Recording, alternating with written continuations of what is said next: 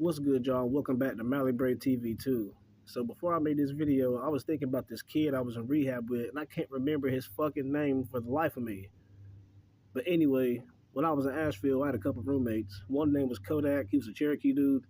I had a white dude, like 40 years old, named Anthony. He was there for alcohol. And we had this new kid move in, the one that I can't think of his name. He was burned from head to fucking toe. I don't remember exactly what happened. I think it was like a house fire or something. Because this happened to him before he even turned like 4. He told me that he'd been in the fire or some shit his first year and a half of life. He was in the burn unit. He ended up being addicted to drugs at some point in his life. And he got prescribed Ativan. I think Ativan's like Xanax or some shit. So he lived in Baltimore, Maryland. I don't know why he chose to go to rehab in Asheville, but he ended up taking a Greyhound bus all the way to Asheville where we was at. On his way to us, he got fucking robbed of his fucking Ativan scripts. He met us. He moved into the house.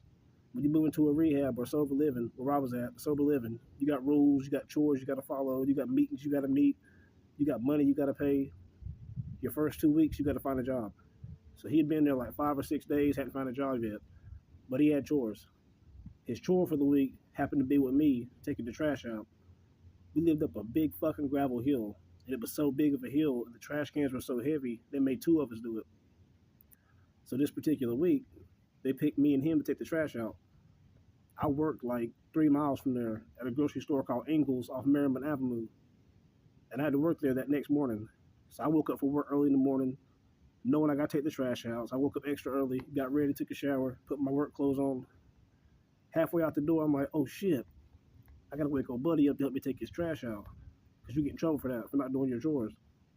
I woke his ass up, or tried to. He wouldn't wake up. I'm beating him and shit. Wake up, bro, come help me. He won't wake up.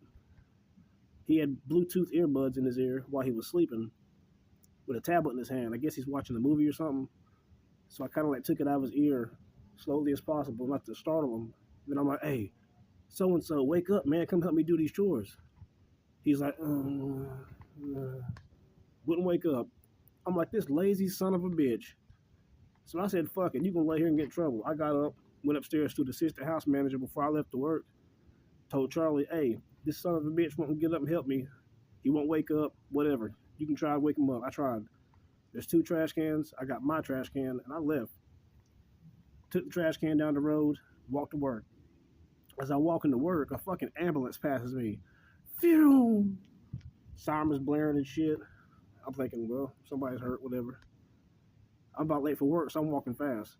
Next thing I know, emergency responders pass behind them. Phew, phew, phew. Fucking sirens going off and shit. Then my phone starts to ring.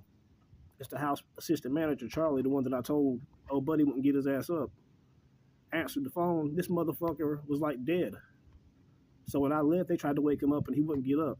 Like he would not move or nothing. So they tried to give him Narcan. They suspected an overdose. Narcan didn't wake him up either. The nasal shots, they got liquid Narcan they could put in your veins. That didn't wake him up either. By then, they already called the ambulance. The ambulance came, picked his ass up, took him on out, you know what I'm saying, to the hospital. He got to the hospital. They called his folks from Baltimore, Maryland. They came down here from Maryland. And I think like 2 or 3 weeks later, we got word that he was a vegetable. He was still in the fucking hospital, still not responding. He still had something breathing for him, chest tube, shit all down his throat. And come to find out, the Narcan didn't work because he didn't overdose on opiates. He had tried to kill himself with his antidepressants, whatever he was taking. And you know, they come in the little pouches that you pop out with your thumbs, like 12 or 13, you know, in different rows. He took a whole packet of one of those. And for the life of me, I can't think of that kid's fucking name to this day. I don't know if he lived. I don't know if he died. You know, I ended up leaving that sober living and whatnot. They kicked his ass out, obviously, because he broke the rules. He abused his medication, whatnot. So while he was in the hospital, I still lived there. I watched him, you know, pick his shit, throw it out. His folks came and got it.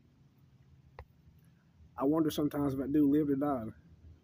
It's another reminder, like, you don't have to be fucked up on just narcotics alone to end your life. This dude about died on antidepressants. It's been over a year and a half, and I still think about him. I wonder if he's dead or alive. But anyway, hope somebody learned something from this video. Y'all remember, make money, dodge drama, live life. Thank you for watching.